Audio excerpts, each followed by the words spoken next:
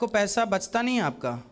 नहीं, पैसा आता है कहाँ चला जाता पता नहीं चलता। देखो, इसलिए हमें आप सभी से, इनके द्वारा हम आप सभी से एक बार, ये समस्याएं बहुत लोगों की है, पैसा बहुत आता है कहाँ चला जाता है पता नहीं। इसका एक उपाय मैं आज सबको बता रहा हूँ, आपके माध्यम से। आपको तो सुना ही रहा हूँ सबको। मेरी पत्नी सर आपको 2 साल से लगभग टीवी पे बराबर देख, वो ये आपका ये चैनल जो 2:30 बजे से देता है, हाँ। बराबर देखती है।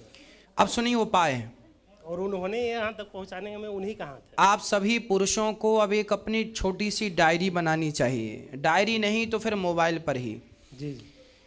आप जितना कमाते हैं, सैलरी जब से आई, आपने माना कि 50,000 रुपये कमाया महीने का या 20,000 कमाया, तारीख लिखो कि इस तारीख को मेरे हाथ में 20,000, 50,000, 1,00,000 रुपये आए। जी। फिर आपने किसी को 100 रुपये दिया या 500 दिया या 1000 दिया, वो सारी चीज़ें आपकी डायरी में आपको नोट करनी है। क्या करनी है?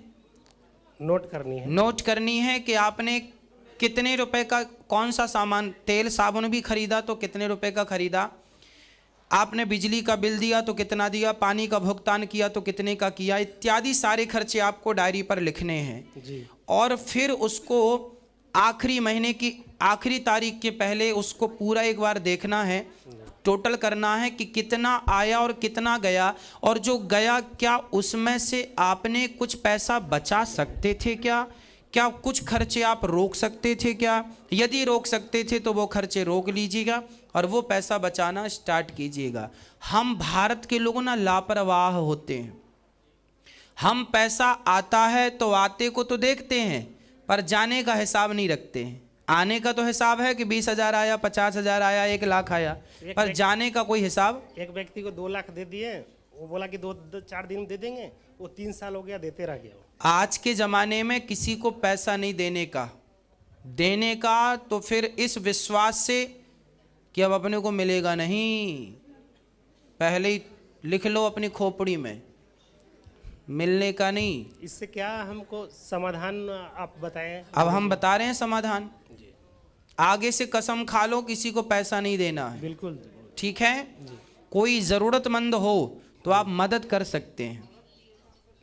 ज़रूरतमंद हो तो उसकी मदद आप कर सकते हैं। मदद करना है, पर कोई मांगे कि हमें 1,00,000 रुपए दे दो, 10 लाख दे दो, आप तो बड़ा ये सोचे हम तो बड़ा अच्छा काम कर रहे हैं भाई इसकी मदद कर, लेकिन आज का वो ज़माना नहीं है। नेकी कर जूता खाने वाली बात है। सिंपल भाषा में इसको कहते हैं नेकी कर और जूता खा। जो भी मैं पैसा अगर 1,500 ऐसे देना हो, इसलिए अपनी सोचों को अपडेट कर लो।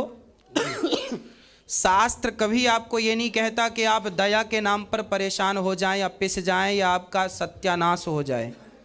क्यों? जब वामन भगवान राजा बलि के द्वार पर आए और राजा बलि से 3 पग भूमि मांगी तो शुक्राचार्य जी ने रोका था, राजा बलि तुम 3 पग भूमि ना देना, नहीं तो ये वामन नहीं 53 है, छलिया है, छल लेगा, भगवान है जी। शुक्राचार्य जी ने वहाँ रोका था और वहाँ नीति बताई थी, स्त्रीसु नरम विवाहे च वृत्यर्थे प्राण संकटे। किस किस जगह पर आपको अपनी बचत करनी है वो सब सिद्धांत दिए थे। शास्त्र हर चीज में आपको प्रकाश डालता है। यदि आपका धन आपको बचाना है तो आपको सावधान रहना है, मदद तो करना है, इंसानियत के नाते मदद तो कीजिए। गरीब बेटी का विवाह है कराइए, किसी को ज़रूरत है रोटी की रोटी दीजिए, किसी को ज़रूरत है छत की छत दीजिए, किसी को ज़रूरत है रोटी की कपड़े की उसे दीजिए। पर लाखों रुपए जो आपकी जमा पूंजी है वो कोई मांगे कि साहब हम आपको 10 दिन में लौटा देंगे, तो आपकी तो सारी ज़िंदगी की जमा पूंजी 1 लाख या 2 लाख या 5 लाख थी और आपने दे दिया, क्या भरोसा उसका कि वो आपको देगा। ये ज़माना ईमानदार बात कहने की ज़रूरत नहीं थी, लेकिन आज ज़माना इतना बेईमान हो चुका है कि आज लाख विश्वास कहने की बातें आदमी करता है, माथा रगड़ता है कि साहब हम पे विश्वास कर लीजिए, हम पे विश्वास। आज का ज़माना ऐसा हो गया है, इतनी बेईमानी बढ़ गई है कि आज विश्वास किस पे किया जाए ये कन्फर्म करना बड़ा मुश्किल है। क्यों जी? इसलिए आपको ये हम आपको आज्ञा दे रहे हैं, आदेश दे रहे हैं, मदद तो करना है, इंसानियत नहीं भूलना, नेकी कर, भलाई करना है। किसी बेटी का विवाह हो रहा तो आप उसे आटा दे दो, दाल दे दो। कोई आपसे पैसा मांगे, पैसा ना दो, आप कहो चल भाई तेरी बेटी का विवाह है, मैं राशन का सामान उठवा देता हूँ, तुझे भूख लगी है, चल मैं भोजन करा देता हूँ। पर कोई आपसे कहे लाख रुपए दे दो उधार, ना जी। फिर तो जो ब्याज से पैसे चला रहे हैं वो तो फिर उनका धंधा है, वो कर रहे हैं, वो अपना वसूल लेते हैं लाठी वाठी दिखा, उनका काम है। एक सामान्य आदमी देख के उलझ जाता है। आपसे कोई कहे कि भाई हमें 1 लाख रुपए कर्जा दे दीजिए, तो आप उनसे बोलो कि भाई जो लोग कर्जा देते हैं आप उनसे संपर्क कर लो, वो दे देंगे। क्योंकि उन लोग देते हैं तो फिर वो अपना लाठी लेके वसूलते भी हैं, पर हम जैसे सामान्य लोग वसूल नहीं पाते। हाँ या ना?